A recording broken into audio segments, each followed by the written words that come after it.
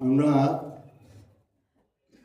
গত 4 দিন মোটামুটি আমাদের যা বোধ বুদ্ধি তার উপরে দাঁড়িয়ে নাটকগুলোকে বিশ্লেষণ করেছি। তার নির্ধারিত কিছু জায়গায় কলমে নম্বর দিয়েছি, কিন্তু এখানে একটি ভালো ব্যবস্থা আছে, সেটা হচ্ছে যে দর্শকদের বিচার। নাটক তো করা দর্শকদের জন্য, তাদের একটা বিচার আছে, সেটাও সংযোজিত হবে। আরো একটা কোনো অপশন আছে, কি অপশন পার্থ? আরেকটা 3 নম্বর অপশন আছে না? ওই যাই হোক, এইটার উপরে বিচার করে নির্ধারণ করা হচ্ছে কে কত কি নম্বর পেয়েছেন সেটা। আমরা আগে প্রথমে আমাদের অন্যতম বিচারক স্বপ্না সেন ভট্টাচার্য, তাকে দিয়ে বিশ্লেষণের কাজটা শুরু করছি। বিশ্লেষণের কাজ ঠিক নয়, আসলে আমি সূচনাটা করি, ওরা আরো ভালোভাবে সেটাকে নিয়ে যাবেন।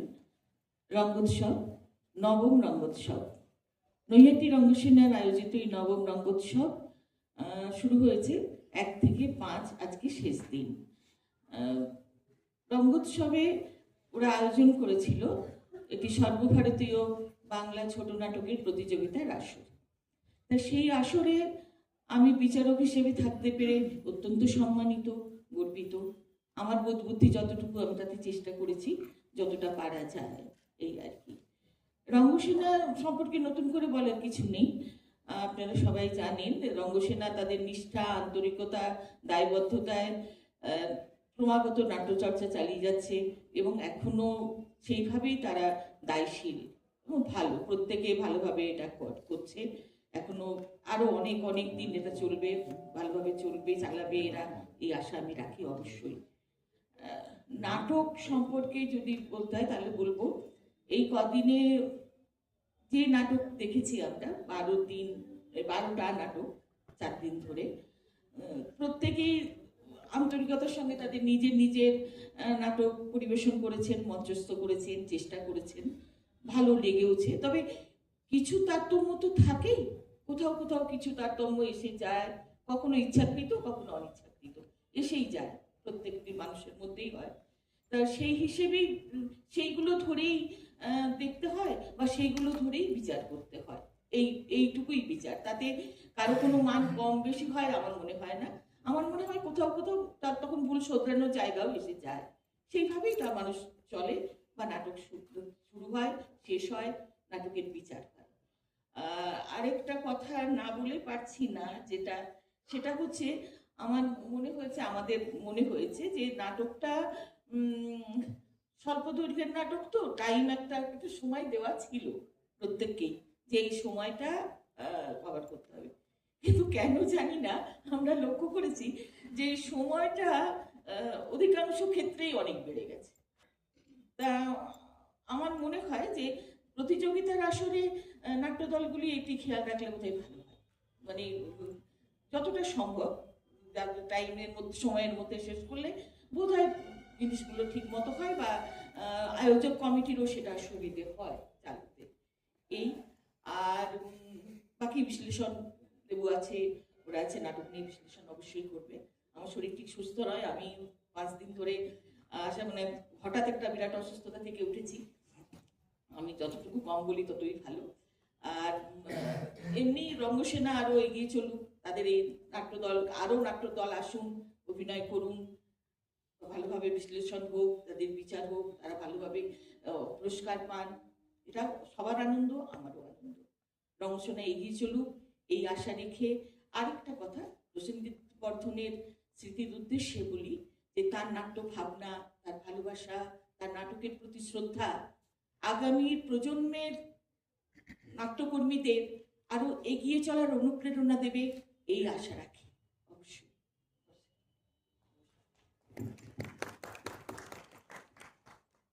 আমরা মূলত 12টা নাটক দেখেছি। তার মধ্যে আমাদের মধ্যে তো উপস্থিত আছেন ভীষণ সিনিয়র মানুষ, গৌতম বাবু। ভূতন্দা, আপনার সামনে বসে বিশ্লেষণ করাটা একটা ধৃষ্টতা। নাটকের বিশ্লেষণ করছি, যদি কিছু ভুল ত্রুটি থাকে ক্ষমা করে দেবেন। আমি মূলত বলতে চাইছি যে নাটক এখন কিন্তু শুধু উঠলাম মঞ্চে নাটক করলাম সেই ব্যাপারটা নয়। নাটক একটা তার একটা গ্রামার আছে, তার একটা ব্যাকরণ আছে, তার একটা বিজ্ঞান ভিত্তিক চিন্তা ভাবনা আছে। কাল চলে যাওয়ায় আগে, সে প্রায় 200 বছর খ্রিস্টপূর্বে ভরতনাট্য শাস্ত্রম তিনি লিখেছিলেন, যেটাকে বেদের পঞ্চম বেদ হিসেবে ধরা হয়। আর নাটক করার পদ্ধতিগত যে ভাগগুলো, 36টি ভাগ আছে, সেই 36টি ভাগ আমাদের জানতে হয়, জানা উচিত নাটক করার আগে। তারপরে ধরুন স্ট্যানিস্লাভস্কি, দ্য 10 মেথডস অফ ড্রামা, সেই 10টি ড্রামা মেথডকে আমরা যদি না বুঝে নাটক করি, তাহলে নাটকটা দর্শকদের কাছে আকর্ষণীয় হয়ে উঠতে পারে না বলে আমি মনে করি। তেমনি বেটল্ট ব্রেক্ট, তার যে নাট্য চিন্তা, তার যে ভাবনা, নাটক প্রযোজনা করার সময় তার অনেক বড় একটা থিওরি রয়েছে। তার মধ্যে থেকে 5টা মেইন সূত্র, পঞ্চসূত্র, এগুলোকে composition, picturization, rhythm, movement and pantomimic action বলা হয়। এই 5টা সূত্রকে নিয়ে আমি একটু আলোচনা করতে করতে এই 12টা নাটকের বিষয়ে পুঙ্খানুপুঙ্খভাবে পার্থ বলবে, আমি ওপর দিয়ে একটু চলে যাচ্ছি। এই বিষয়টা তো স্বপ্নাও বলেইছে, নাটক হচ্ছে ভীষণ ডিসিপ্লিনের ব্যাপার। খেলা বা সবকিছুই উন্নতি হয়ে গেছে, নাটকেরও উন্নতি হয়েছে। এই ডিসিপ্লিনটা যদি নাটকের দলের ভিতরে না থাকে, তাহলে সেই নাটক কখনোই পূর্ণ সফলতা পেতে পারে না। সময়টা সেই ডিসিপ্লিনের মধ্যে পড়ে। ঘোষণা করা হচ্ছে স্বল্প দৈর্ঘ্যের নাট্য প্রতিযোগিতা, অথচ 1 ঘন্টা পার করে 1 ঘন্টা 15 মিনিট, 10 মিনিট, 1 ঘন্টা 20 মিনিট নাটক চলছে।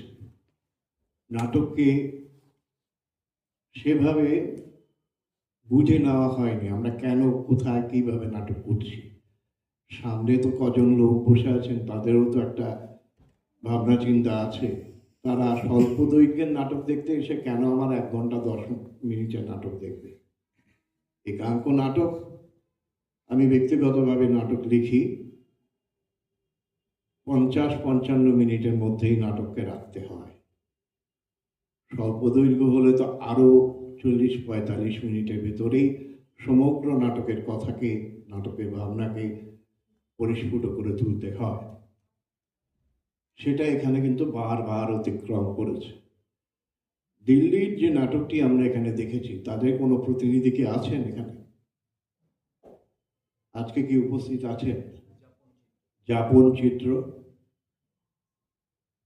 এই নাটকটিকে নিয়ে আমার খুব বড় একটি কথা বলার আছে। দেখুন, গোটা ভারতবর্ষ এখন একটি মহাশ্মশান, ওরা নাটকে ব্যবহার করেছে মহাশ্মশান। সেখানে নিয়ে যাচ্ছে বাবা তার মেয়েকে দাহ করার জন্য। আর সত্যি ভারতবর্ষ এখন মহাশ্মশান হয়ে গেছে। প্রতিনিয়ত মেয়েরা ধর্ষিত হচ্ছে এবং তাদের দাহ করা হচ্ছে, অথবা মাটি দেওয়া হচ্ছে, কবর দেওয়া হচ্ছে। এই মহাশ্মশানে নিয়ে যাচ্ছে বাবা তার মেয়ের লাশ। নাটকের শেষে সমাধানে এসে আমরা জানতে পারছি যে মেয়েটি আত্মহত্যা করেছে, তার বাবা তাকে ধর্ষণ করে ফেলেছে বলে, নেশার ঘরে। এই বার্তা সমাজের কাছে নাটক পৌঁছে দেবে এটা আমরা আশা করি না। বাবা বাবাই, ছোট্ট থেকে যে বাবা কোলে করে মেয়েটিকে বড় করলো, যতই নেশা করুক তার তার দ্বারা এই কাজ হয় না, এটা হতে পারে না। কতগুলো একটা দুটো ব্যতিক্রমী বিকৃত মনস্ক মানুষ ছাড়া এই জিনিস হতে পারে না। এই নাটকটার এই বার্তাটা আমাকে খুব আঘাত করেছে, আমাদের প্রত্যেককে খুব আঘাত করেছে। এই আরেকটি নাটক নাইট মিরর, তুমি আছো, ভীষণ প্রাসঙ্গিক। এখন প্রতি মুহূর্তে আমাদের গ্রুপ থিয়েটারের নাট্যকর্মীদের যে কত যন্ত্রণা, সেটা এই নাটকে এসেছে। এই নাটকটা দেখতে দেখতে আমার কৌশিকের নাটক ধৃতরাষ্ট্র, যেটা রঙ্গসেনা করে, সেটাও আমি দেখছিলাম। ওই নাটকটার সঙ্গে নাটকের আমাকে খুব রিলেট করেছে, এই কারণে আমি তো সারাটা জীবন নাটক নিয়েই কাটিয়ে দিলাম। তো এই জায়গায় আমার মনে হয়েছে নাটকটাকে আরেকটু সহজ সরল করো, আরো সরল করো। নাটক যারা সামনে বসে দেখে তাদেরকে তুমি সবসময় এত পণ্ডিত ভেবো না যে তারা সব বুঝে যাচ্ছে। নাটককে সহজ সরলভাবে সামনে উপস্থিত করতে পারলে তোমার দর্শক, তুমি বলছি তোমাকে, দর্শক বৃদ্ধি পাবে।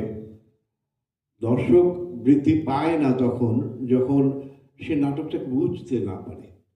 যদি বুঝতে না পারে তাহলে অসুবিধা হয়। বাদল সরকার, যখন তুমি ব্যাক ভয়েসে বাদল সরকারের লেকচারটা দিচ্ছ আর সামনে মেয়েটিকে ধর্ষণ করছো, তখন আমরা বুঝছি যে আমরা প্রতিনিয়ত নাট্যকর্মীরা মঞ্চের মাঝখানে দাঁড়িয়ে কিভাবে ধর্ষিত হচ্ছি, এটা আমরা বুঝেছি। কিন্তু সামনে দর্শক বুঝলো কি? তুমি যখন বিভিন্ন নাট্যবিদদের লেকচার বলছো, ইংরেজিতে বলছো এবং খুব সুন্দরভাবে বলছো, তাদের মতন করে অ্যাকসেন্ট দিয়ে বলছো, সেটা কি রিলেট করছে? সামনে যারা তাদেরকে রিলেট করছে, এই একটা কথা। অ্যাকচুয়ালি সত্যি we are all in front of night mirror, black mirror. আমরা আমাদের প্রতিচ্ছবিকে দেখতে পাচ্ছি না, আমরা আমাদেরকে বুঝতে পারছি না, আমরা এখন কোন অবস্থানে আছি সেটাকে আমরা বুঝতে পারছি না। গৌতম দার নাটক একটা এমন জায়গায়, নাটকের কাহিনী, সেখানে গৌতম দা বিভিন্ন গণসঙ্গীতকে ব্যবহার করেছেন। আমার মনে হচ্ছে আরোপ করছেন, জোর করে ঢুকিয়ে দিচ্ছেন। ওইখানটায় আপনি এত মানুষ, তাদের বেশিরভাগ রাজার কাছে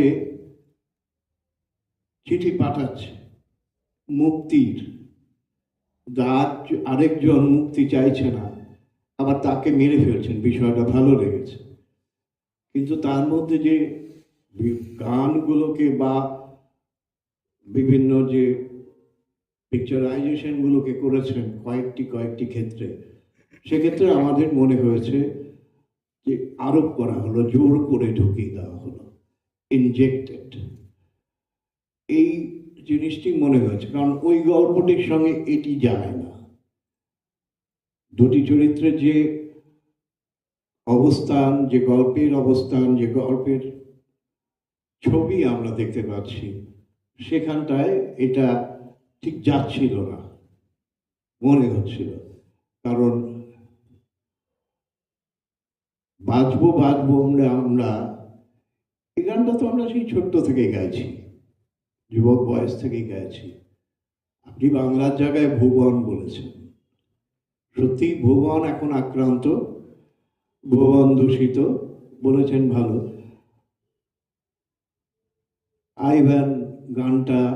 আইভ্যানের গান, জন হেনরির গান, এই সব কিছুকে আরোপ করেছেন মনে হয়েছে ওই জায়গাটা। কারণ চন্দ্রকেতু বা আপনাদের যে ওই পরিবেশটা, ওই পরিস্থিতিটা এই গানগুলোকে ডিমান্ড করছিল না।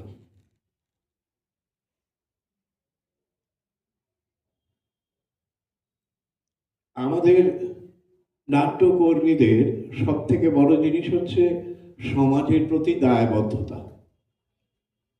এই দায়বদ্ধতার থেকে আমরা এবার লক্ষ্য করেছি যে প্রত্যেকটি নাট্য দলই বিষয়গুলোকে তুলে এনেছেন সামাজিক যে ক্রাইসিস, সেই ক্রাইসিসগুলো সেগুলোকে তুলে এনেছে।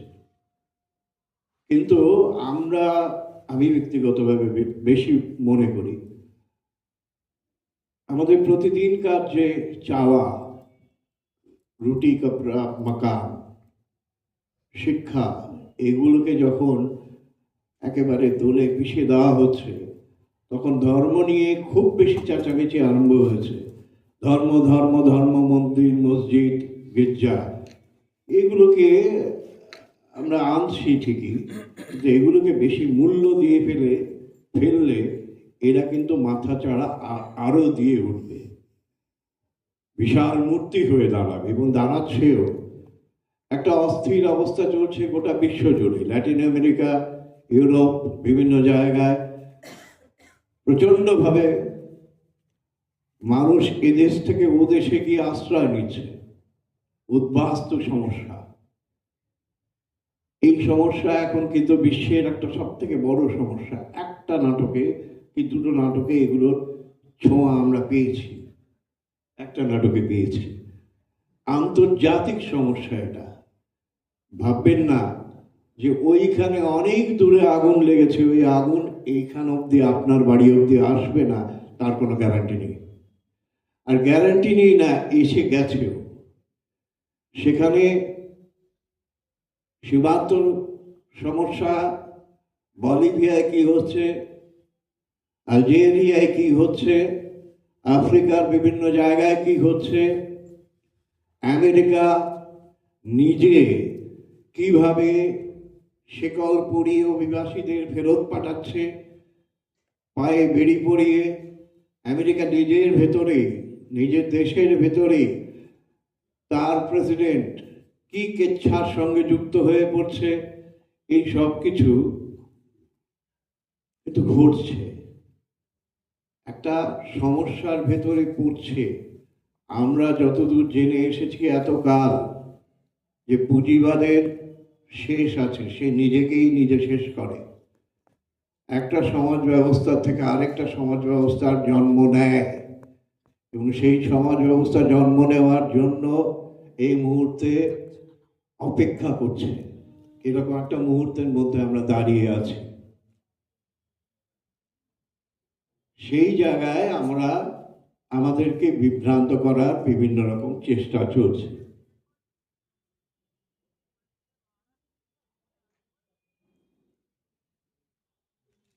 এবার আমি যেটা বলছি, Stanislavski, the magic of reaction given circumstances, objective and action, subtext, emotional memory, critical attention, and physical action. এই মেথডগুলোকে একটু যদি পরেরটা বিশ্লেষণ করি তাহলেই সেটা বোঝা হয়ে যাবে। আমরা যখন নাট্যকারদের নিয়ে একটু কথা বলি, নাট্যকাররা যখন নাটক লেখেন, আমি তো বিশেষ করে এইভাবেই নাটক লেখা শুরু করার আগে, আমার বাবা সাহিত্যিক ছিলেন, তিনি নিয়মিত সাহিত্য চর্চা করার সঙ্গে সঙ্গে তার ছেলেদেরকেও কিভাবে কি করা যায়, কারণ আমরা চাইছি একটা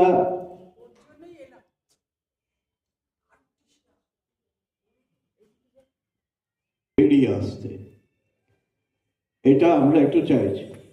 এবার আমি ব্রেকটের কথায় যাই। 5টা সূত্র: composition, picturization, movement, rhythm and pantomimic action.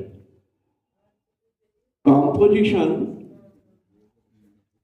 একটা স্টেজের মাঝখানে, একটা নাটকে আমি দেখলাম এখানে কম্পোজিশন হচ্ছে একটা মানে এমনভাবে একটা ব্লক তৈরি করতে হবে, একটা সেটের মাঝখান থেকে এমনভাবে একটা সুন্দর ছক তৈরি করতে হবে যে ছকটা একটা ছবি তৈরি হবে।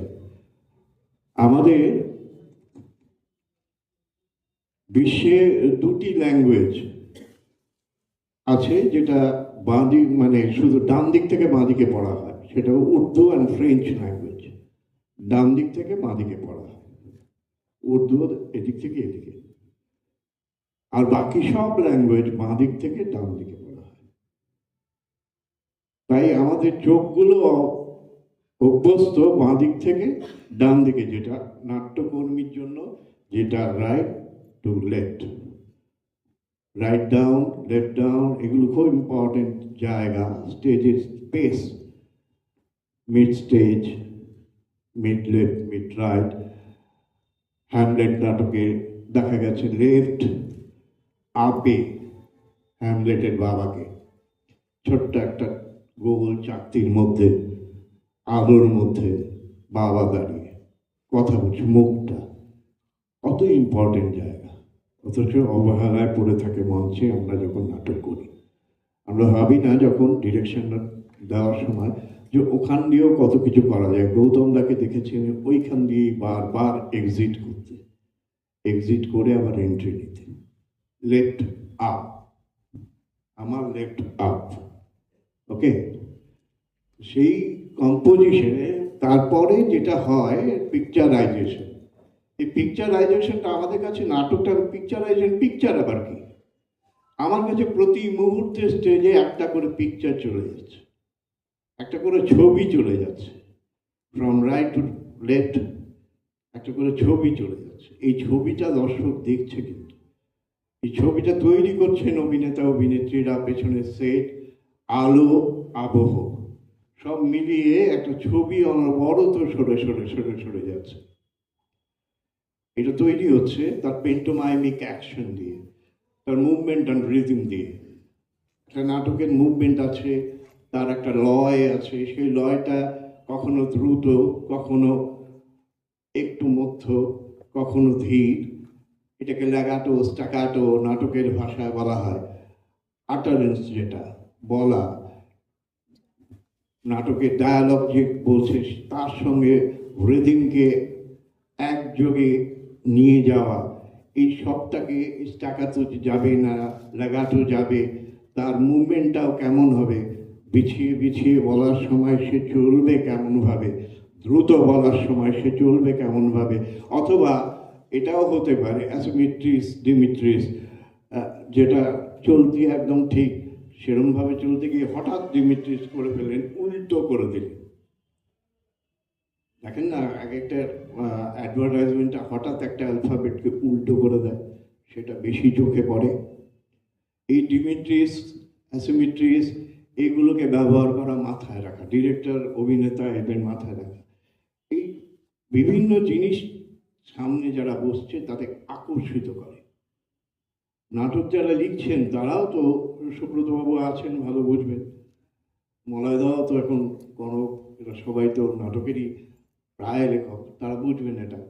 লেখার সময় আমরা তো ভাবি এটা, যে এই জায়গাটা একটু চমকাবো, এই জায়গাটা দর্শককে আগ্রহী করে তুলবো, একটু আগ্রহ তুলে একটু নিরসন ঘটিয়ে আরও আগ্রহ দেব, আমি শেষে গিয়ে সমাধান করব। এই লেগাটো স্ট্যাকাটো এই ছবিগুলো যাবে। পেন্টোমাইমিক অ্যাকশন বলতে ওইটাকেই আমি বলছি, যে একটা সংলাপের সঙ্গে আমার চোখ, আমার মুখ, আমার হাত, আমার পা, আমার কোমর, আমার বুক কতটা কি করবে, তার কেমন সঞ্চালনা হবে, সেই অ্যাকশনটা কি হবে, সেটাকে পেন্টোমাইমিক অ্যাকশন বলছি। সেই অ্যাকশনটা যদি কখনো দরকার হয় উল্টো হবে, কখনো দরকার হয় ঠিক যেমন চলার তেমনি চলবে, সেটাকে আমি পেন্টোমাইমিক অ্যাকশন বলছি। এইগুলো, এই সবগুলোকে যদি মাথায় রেখে নাটককে করা যায়, তাহলে নাটক ভালো হতে বাধ্য। লেখক থেকে ডিরেক্টর হয়ে অভিনেতা, এই অবধি যদি সবটা ঠিক ঠিক মতন চলে, তাহলে নাটক ভালো হতে বাধ্য। এখন সব থেকে বড় মুশকিল হয়েছে কি জানেন, যে আমরা এমন একটা পরিস্থিতির মাঝখানে দাঁড়িয়ে আছি, আমরা এখন ফুল প্যান্ট পরতে ভুলে গিয়ে হাফ প্যান্ট পরছি। ডিজে শোনার জন্যে আগ্রহী হচ্ছি, শরীরের বেশিরভাগ অংশ উন্মুক্ত রাখতে ভালোবাসছি। তো চলুন ডিজেই শুনুন, ওগুলোই করি, ওগুলোই করুন। যারা চাইছে তারা সফল হোক, আমরা এই প্রবাহে ভাসি আর নতুবা ঘুরে দাঁড়াই। এই কটা কথা বলে আমি আপাতত এই কটা নাটকের বিশ্লেষণ করলাম। দু একটি হয়তো মনে এলো না, বাদ পড়ে গেল, তেমন উল্লেখযোগ্য নয় বলেই হয়তো মনে আসেনি। ধন্যবাদ সকলকে। এবার পার্থ বলবে।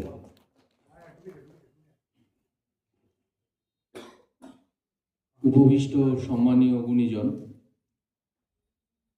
আমাকে একটা টাস্ক দেওয়া হয়েছে, আমি এটাকে টাস্কই বলছি। দেবব্রতবাবু নাটকের যে গ্রামার এবং কি কি করা উচিত, কি কি উচিত নয়, আমরা তিনজন প্রথম দুদিন পাশাপাশি বসেছিলাম। কালকে আমাদেরকে সরিয়ে দেওয়া হয়েছে এই এই অভিযোগে যে যাতে বিচারে বিন্দুমাত্র কোনো পক্ষপাতিত্ব না আসে। আমি উদ্যোক্তাদের এই যে আয়োজন তাকে সাধুবাদ জানাই। আমাকে এই দুজন গুরুজন তারা বলেছেন তুমি নাটক ধরে ধরে বলো। ঘোষমশাই যে কথাগুলি বলে গেলেন সেগুলো প্রকৃত অর্থেই আমার শিক্ষার জায়গা। আমি অনেক কিছু শিখলাম। ওনারা প্রত্যক্ষভাবে নাটকের সঙ্গে যুক্ত, আমি দর্শক হিসেবে হয়তো পরোক্ষভাবে নাটকের সঙ্গে যুক্ত। আমার চোখে যা যা পড়েছে আমি আমার দৃষ্টিকে মিলিয়ে নিয়েছি এই দাদা এবং দিদির সঙ্গে, এবং যখন তাদের কাছ থেকে সম্মতি পেয়েছি যে এটা বলা যেতে পারে সেভাবেই বলবো। আর যেহেতু এটা একটা প্রতিযোগিতা, সেক্ষেত্রে কারোর কাছে কথাগুলো তাদের ফেভারে যাবে, কারোর ফেভারে যাবে না। ফলাফল তো পরবর্তী সময় ঘোষিত হবে। তো আমি প্রথমেই একদম, ওনারা বলেছেন তুমি যেমন স্কুলে পড়াও সিলেবাস ধরে, তেমনভাবে সিলেবাস ধরেই আলোচনা করো।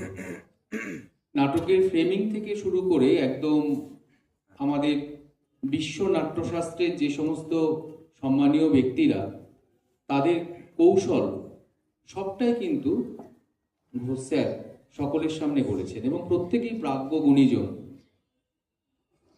আমার মানে অনভিজ্ঞ চোখে যা যা পড়েছে আমি একটু একটু বলি। সেটা প্রথম নাটক পুনে দিশারির কাকস্য পরিবেদনা। আমি তো সাধারণ দর্শক থেকে আজকে হঠাৎ করে ধ্রুপদ এবং আয়োজক সংস্থা আমাকে একটা পদ দিয়েছে, সে কারণে আমার কথাবার্তার মধ্যে হয়তো নাটকের গ্রামার থাকবে না, একদম দর্শকের কথাই থাকবে। আমি দেখতে পেলাম যে অভিনয় করলেন পথিক মিত্র।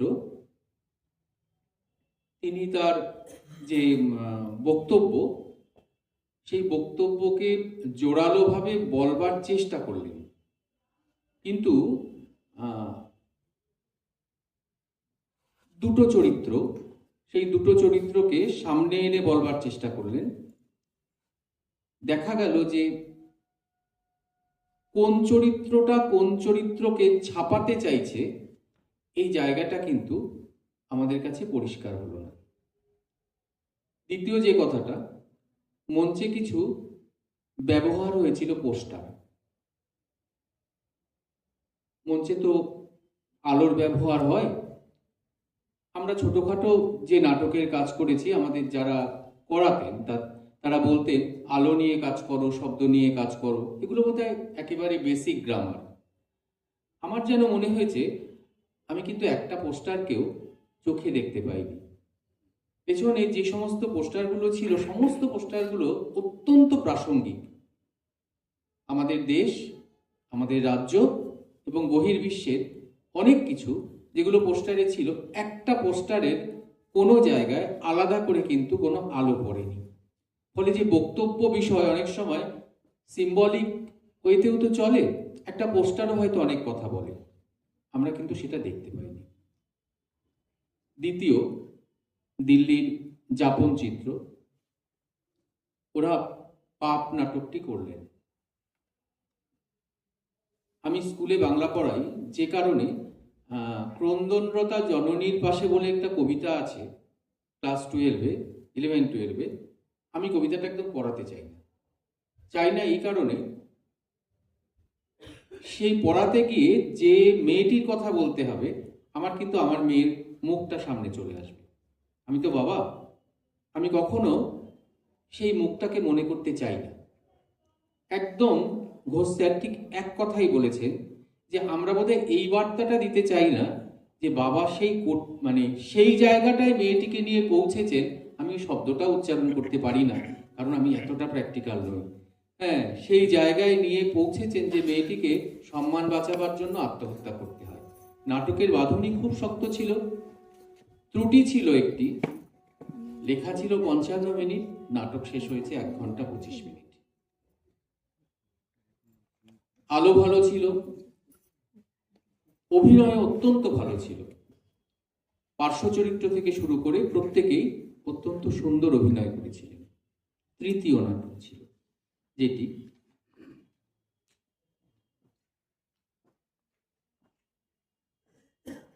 তাহার নামটি রঞ্জনা।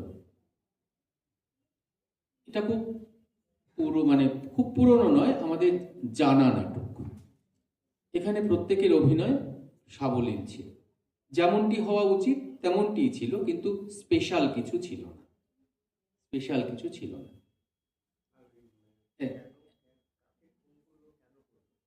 হ্যাঁ, সেটাও বোঝা গেল না শেষ পর্যন্ত। এবার আসি আইডেন্টিটি।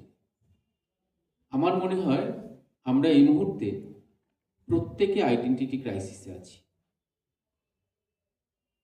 বদরপুরের এই সংস্থাটি, ওনাদের কেউ উপস্থিত আছেন কিনা আমি জানি না, আছেন, এত অপূর্বভাবে, আমরা বোধহয় গলা ছেড়ে বলতেই পারি, এত অপূর্বভাবে তাদের বক্তব্য উপস্থিত করলেন। স্থানীয় ডায়ালেক্ট থেকে শুরু করে সেখানকার মেলা চিত্র, উদ্বাস্তু সমস্যা, পরবর্তী সময়ে কিভাবে আমরা যা এখন পত্রপত্রিকায় পড়ে থাকি আর কি, বর্ডারে যে সমস্ত সমস্যাগুলো হয়, একটি ঘরের মেয়ে, তাকে দেহজীবিনী হতে হলো, কিন্তু তার কন্যার যখন পিতৃ পরিচয় নিয়ে প্রশ্ন আসছে, তখন কিন্তু তার নারী সত্তা তার কন্যাকে সেই জায়গাটা কিছুতেই দিতে চাইল না। ওই দেহজীবিনীতে পরিণত করে অর্থ উপার্জন করা, যা মা করে মেয়েটিকে বড় করেছে, মা কিন্তু সেটা দিতে চাইলেন না। মাকে সেই জায়গাতেও কিন্তু নির্যাতিতা হতে হলো। পরবর্তীতে দেখা গেল আমাদের বর্তমানে যে সমস্ত শব্দগুলো খুব পরিচিত, এনআরসি বা এই জাতীয় জিনিস, ডিটেনশন ক্যাম্প, বিচ্ছিন্ন করে দেওয়া, শেকড় থেকে ছিঁড়ে নেওয়া, এই জায়গাগুলো নিয়ে এসে ওরা বোঝাতে চাইলে প্র্যাকটিক্যালি আমরা আইডেন্টিটি ক্রাইসিসে আছি আমাদের প্রত্যেকের। আর ওরা যেটাকে খুব গুরুত্ব দিয়ে বজায় রেখেছিলেন, অত বড় একটা প্রোডাকশন করেছেন, কিন্তু +-10 সময় সম্পর্কে ওরা ভীষণভাবে সচেতন ছিলেন। আর প্রত্যেকটা সিনে ওরা যেভাবে স্টিল হয়ে গিয়ে, চলমান ব্যক্তিও যে ছবি হতে পারে, হ্যাঁ, সেটা আমাদের চোখে খুব ইউনিক লেগেছে। অভিনয় এবং প্রতিটি চরিত্র। আমার আমার আমার কাছে আরেকটাও বিষয় লেগেছে, সেখানে একজন বয়স্কা ভদ্রমহিলা, তার বাজার দর যে 500 টাকায় নেমেছে সেটাও কিন্তু উল্লেখ করা হয়েছে। এভাবে প্রতিটি ক্ষুদ্রাতি ক্ষুদ্র বিষয় বদরপুরের নাট্য সংস্থা এত সুন্দরভাবে উপস্থাপিত করেছে না, আমরা মুগ্ধ। এবার দ্বিতীয় দিন, নাইট মিরর সম্পর্কে তো ঘোষ স্যার সবটাই বললেন। আমরা ওর চরিত্রে, ওর অভিনয়ে খুব খুশি, অভিনয় খুব ভালো হয়েছে। কিন্তু দু একটি জায়গায় যখন তলায় ও প্রেম নিবেদনের জায়গাটা আসছিল ওই গোলাপ দিয়ে, সেখানকার বক্তব্য কিন্তু শোনা যায়নি, কানে পৌঁছয়নি। মানে আমরা এখানটায় ছিলাম, তা সত্ত্বেও কিন্তু ওই জায়গাতে কণ্ঠস্বরটা কমে গিয়েছিল। হয়তো টেকনিক্যাল ডিফেক্ট হতে পারে, যে সাউন্ডের সঙ্গে এটা যায়নি। এ ব্যতিরেকে আমার কাছে বোধগম্য লেগেছে, হ্যাঁ, এবং এটা হওয়া উচিত। আর স্যার যেটা বললেন না, যে আমরা সত্যি সত্যি সেই আয়নার সামনেই দাঁড়িয়ে আছি, কিন্তু আয়নাটা বড় কালো, হ্যাঁ। আর আমি প্রথম দিন যখন আমি পোডিয়ামে ছিলাম, আমি বলেছিলাম যে মফস্বলে দাঁড়িয়ে শহরকে যে ধ্রুপদরা আমাদের কাছে তুলে ধরেছে, বাণিজ্যের চাকচিক্য নেই, কিন্তু অভিনয় কৌশল আছে। আমি 3 দিনে অভ্যাস করে ফেলেছি যে নাটকটা সত্যি আমাদের জীবনের সঙ্গে যায়।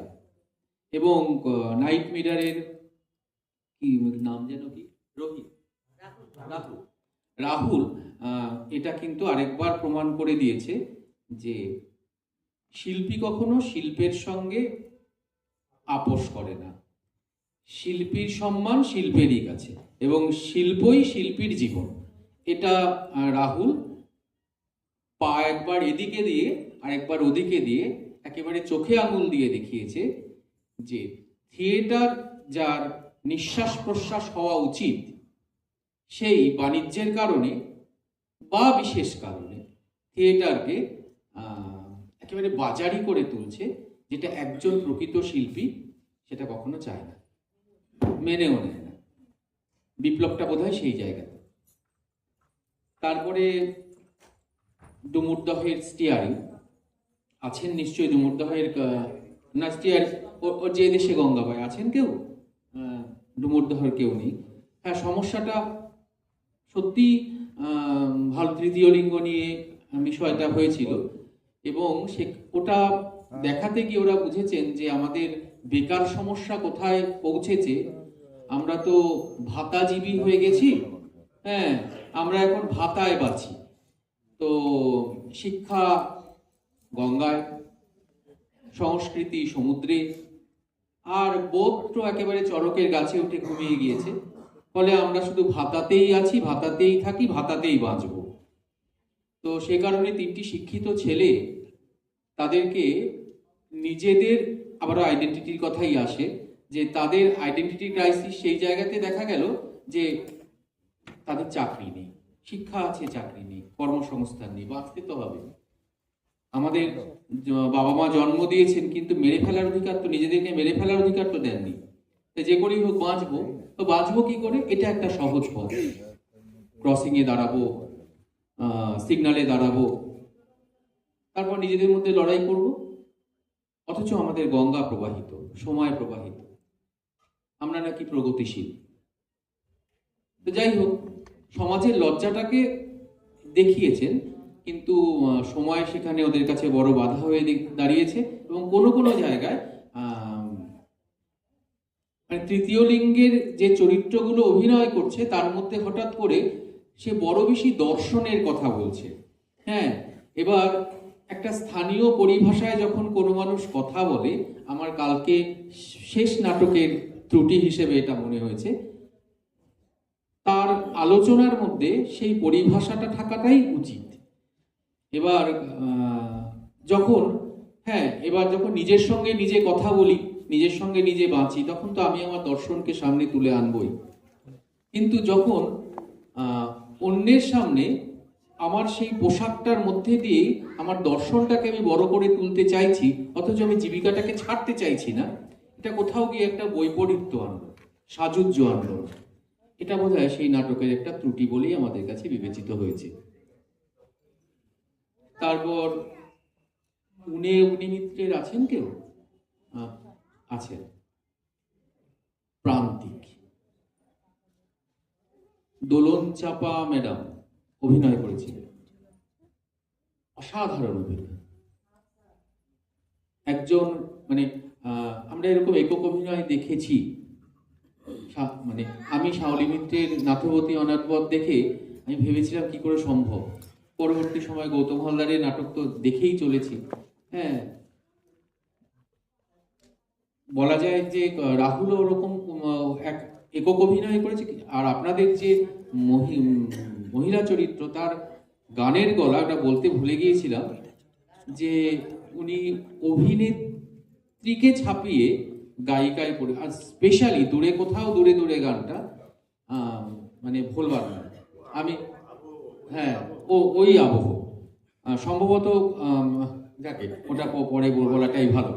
হ্যাঁ, আর আমি আমার বাড়িতে গিয়েও কিন্তু ওর গানের কথাটা স্পেশালি আমার বাড়িতে গিয়ে বলেছি যে এত সুন্দর গানের গলা কল্পনাতীত, রেওয়াজি গলা।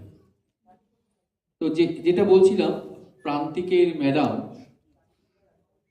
অসাধারণ অভিনয় করেছেন, সময় সম্পর্কে অতিমাত্রায় সচেতন, যিনি নির্দেশনা দিয়েছেন, আর মঞ্চকে সর্বক্ষেত্রে ব্যবহার করেছেন। একটা জায়গাতেও মঞ্চ কিন্তু ফাঁকা থাকেনি, প্রতিটি চরিত্রকে কিভাবে বলা উচিত, আলোক প্রক্ষেপণে কিছু ত্রুটি থেকেছে, হয়তো যে কথাটার সময় যে আলোটা বলা দেওয়া উচিত ছিল। জেনারেল লাইটটাকে ব্যবহার করলে পুরো স্টেজটাই পিকচারাইজেশনের ভেতরে চলে আসে। জেনারেল লাইট ব্যবহার না করে যদি কোনো পিসি বা জোন লাইটকে দিয়ে তার যে জায়গাটায় মঞ্চে অবস্থান করছেন সেই জায়গাটায় যদি দেওয়া যেত ভালো হতো। এই আলোর ক্ষেত্রে এই ত্রুটিগুলো ভীষণভাবে চোখে পড়েছে। পুরো গোটা মঞ্চে যদি আলো থাকে আর চরিত্রটা যদি মঞ্চের একদম পিছন দিকে চলে যায়, সে ক্ষুদ্র হয়ে যায়, চরিত্রটা ক্ষুদ্র হয়ে যায় দৃষ্টিতে। চরিত্রটা মাঝখানে আছে, আলোটাও মাঝখানে আছে, বাকিটা অন্ধকার থাকলে চরিত্রটা ঠিক ঠিক হাইট পায়, তার ছবিটা পরিষ্কার হয়। এরপর বঙ্কিম স্মৃতি সংঘে নিশ্চয়ই কেউ আছেন, শিকড়ের ডানা। আমি আমার ব্যক্তিগত অভিজ্ঞতা থেকে বলি, আমি দু বছর আগে আজকের বাংলাদেশে আমি স্পেশালি উল্লেখ করলাম, ঘুরে এসেছিলাম। সত্যি ওই প্রথম যখন চলছে ওই বিশেষত যে প্রমোটারি করতে এসছে করিম চরিত্রটি আসবার আগে পর্যন্ত, যখন পার্ক সার্কাসের একটা বাড়িতে বসে ওই এক্সচেঞ্জ হয়েছে জমি, খুব প্রাসঙ্গিক মনে হয়েছে। আজকের বাংলাদেশকে কিন্তু ফিরে ফিরে আমরা পাচ্ছিলাম, এবং আমাদের ঠাকুরদাদা ঠাকুমার মুখে যেমন শুনেছিলাম যে এখানকার জায়গা ওখানে গেছে, ওখানকারটা এখানে এসছে, শেকড়ের ডাক তারা অস্বীকার করতে পারছেন না। একটা ভয়ঙ্কর ত্রুটি আমরা ওই নাটকে তিনজনেই খুঁজে পেয়েছি। বাংলাদেশ থেকে আগত যে ভদ্রলোক, তিনি ডায়ালগ মাঝখানে ভুলে গেছিলেন। শুধু ভুলে গেছিলেন তাই নয়, মানে এটা তো একটাই অঙ্ক, দৃশ্যত ওরকম দৃশ্যপটের বদল হয়, বেশ মানে অনেকটা ডায়ালগ আগে বলে দিয়েছিলেন, আবার সেটা ফিরে এলো, পরে রিপিট হলো। ওই জায়গাটা একটা ত্রুটি লেগেছে। আর দ্বিতীয় কথা, বাংলাদেশের শিক্ষিত মানুষজনও কিন্তু তাদের ওই অ্যাকসেন্টে পূর্ববঙ্গের কথা ছাড়েনি। সদ্য আগত একটি মেয়ে বাংলাদেশ থেকে দাদুর সঙ্গে ঘুরতে এসছে, সে আমাদের রাঢ়ী ভাষায়, আমাদের উপভাষা রাঢ়ীতে তার বক্তব্য পরিবেশন করছে। ওটা কিন্তু নাটকের একটা মস্ত ত্রুটি, ওটা আমাদের চোখে লেগেছে। এরপরে আর্কিমিডিসের মৃত্যু, আমাদের গয়েশপুর মঞ্চ সেনা নিশ্চয়ই আছেন, হ্যাঁ, অসাধারণ আর্কিমিডিস চরিত্র যিনি করেছেন, তার পরিচারিকার চরিত্র যিনি করেছেন স্পেশালি আর্কিমিডিসকে যেন ছাপিয়ে গেছেন। হ্যাঁ, আর ওইটুকুনি জায়গায় নিজেকে কিভাবে অভিনয় করানো যায়, এক্সেলেন্ট এক্সেলেন্ট পারফরমেন্স। আর সৌভিক সাংস্কৃতিক চক্রের কেননা মানুষ নিয়ে তো স্যার বললেন, পুরোটাই বললেন। ওনার সঙ্গে আমি নাটক না জেনেই সহমত পোষণ করছি।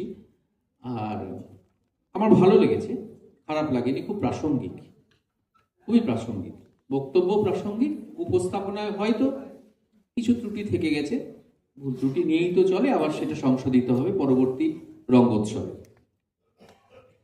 উত্তরপাড়া মৃত্তিকা আছেন কেউ? দাগা, হিটলারের অত্যাচারের কাহিনী।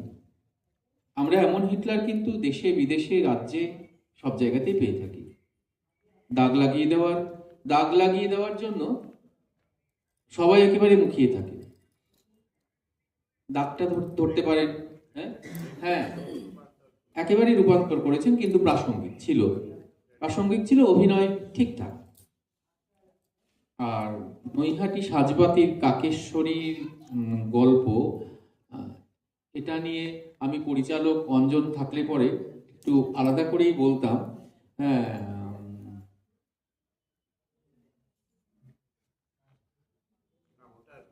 ওই যে স্যার বললেন না যে আমরা যদি ধর্মটাকেই ধর্মীয় এই জিগিরটাকেই প্রাধান্য দিই, তাহলে ওটা বোধহয় বেশি মাথাচাড়া দিয়ে উঠবে। আর এটা এই মুহূর্তে আমি বলবো না, খুব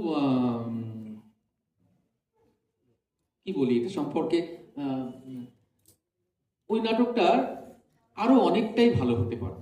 আমি ওই নাটকটার বিশ্লেষণে গেলাম না। প্রথমত হচ্ছে, হ্যাঁ, সময়টা কিন্তু মারাত্মক বেশি গেছে, 1 ঘন্টা 28 মিনিট। হ্যাঁ, আর স্যার বাকিটা বলবো। তুমি বলবে, সেটা হচ্ছে যে আমার অনেক নাট্যকর্মী, অনেক অভিনেতা অভিনেত্রী, আমার দোহার দল রয়েছে, আমার অনেক সাজ সরঞ্জাম আছে বলেই আমি 1.5 ঘন্টা নাটক করব, একটা স্বল্প দৈর্ঘ্যের নাট্য প্রতিযোগিতা, এটা মেনে নেওয়া যায়। আর অনেকগুলো গান এমনভাবে গাইব, পুরোটাই গাইব, একটা গান গোটাটাই গেয়ে গেলাম একেবারে শেষ পর্যন্ত। গানগুলো ঠিক জায়গায় আসছে কিনা সেটাও দেখবো না, এভাবে গাইব। তার জন্য আমাকে 1.5 ঘন্টা বসেই রেখে সবাইকে শুনতে হবে, সেটাই বলার ছিল। নির্দেশনার ক্ষেত্রে আমার ত্রুটি মনে হয়েছে, আমরা যখন স্কুলে বাচ্চাদের নাটক করাই প্রথম, যেভাবে বলি তোমরা এরকম হাফ সার্কেল করে দাঁড়াও, হ্যাঁ, আমার যেটা মনে হয়েছে একদম সেই প্রাথমিক শিক্ষার পাঠ দেওয়া হচ্ছে। প্রাথমিক শিক্ষার পাঠ কিন্তু ছোট কিছু নয়, হ্যাঁ, ওটাই বেসিক। তবুও আসলে এখানে পরিণতির জায়গাটা তো দেখানো হয়েছে, ফলে ওই জায়গাটা আর একটু ভালো হতে পারত। আর বিশেষ কিছু আমার বলার নেই, মানে আমাদের কারোরই বলার নেই, কারণ আমরা এই মুহূর্তে রঙ্গসেনের একটা প্রযোজনা দেখব, আর তারপরে তো ফলাফল ওরাই ঘোষণা করবে। আমরা আমাদের ভার্ডিক্ট দিয়ে দিয়েছি, এবার সেখানে কি যোগ বিয়োগ করে কি ফল হয়েছে সে জানা যাবে পরে। তবে একটা কথাই বলি, এই 3 দিন ধরে যা হলো শিক্ষণীয়। আমাদের রাজ্য এবং রাজ্যের বাইরে থেকে যারা এসছেন প্রত্যেকে তাদের একদম সর্বোচ্চ পারফরমেন্স দেওয়ার চেষ্টা করেছেন।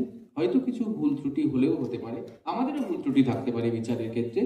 হ্যাঁ, বিচার যে সবসময়ের জন্য সঠিক হয় তা তো নয়, কারণ আমি জানি তোমার বিচার করবে এবার আমজনতা। হ্যাঁ, আমজনতার হাতেও একটা কাগজ ছিল, হ্যাঁ, তো এবার আমজনতার বিচারের ইয়েটাও পৌঁছেছে ধ্রুপদদের হাতে।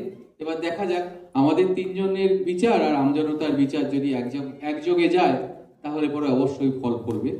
আমরা আগামী দিনে আরো ভালো ফলের অপেক্ষায় থাকবো, এবং প্র্যাকটিক্যালি আমরা নাটক দেখাটাকে যাতে অভ্যাস করে ফেলতে পারি, এটা হচ্ছে সব থেকে বড় বিষয়। ধন্যবাদ। আপনাদের মধ্য থেকে কিছু প্রশ্ন করার আছে কি? যদিও বেল বেজে গেছে, কেউ কোনো প্রশ্ন করবেন কি? আছে কোনো জিজ্ঞাসা বিষয়? তাহলে আমরা বিশ্লেষণের কাজটা এখানে শেষ করলাম। কি মলাদা কিছু বলবেন নাকি? না, না বলুন, এগিয়ে এসছেন। আমি আসলে এইখান থেকে বলি, আমি বলছি যে ব্রেক বা স্তানিস্লাভস্কি বা ভরত মুনির যে নাট্যশাস্ত্র, আমাকে কি সেগুলো মেনে চলতেই হবে আজকের দিনে দাঁড়িয়ে? আমি কি তার বাইরে কিছু করতে পারবো না? ভাবতে পারেন, তবে সেটাকে আপনাকে থিসিস আকারে সাবমিট করতে হবে, মানে ওরা কি কোনো মান্যতা পেতে হবে। ওরা কি কোথাও থিসিস দিয়ে মান্যতা পেয়েছিলেন? ডেফিনেটলি বিশ্বের এটাকে সকলে যদি মেনে নেয় তাহলে অবশ্যই সেটা মান্যতা পেয়েছে। তবে এই পদ্ধতিগুলো মানা সায়েন্টিফিক, আমি এগুলোকে প্রয়োগ করে দেখেছি ভীষণ বৈজ্ঞানিকভাবে, এগুলো স্বীকৃত। এখন আপনি মান্যতা যদি না দেন আলাদা ব্যাপার, যদি আপনার কোনো কিছু থাকে সেটা আমাদের সামনে রাখলে আমরাও একটু দেখবো, ভাববো, পারলে সমৃদ্ধ হব। ধন্যবাদ সকলকে, ধন্যবাদ।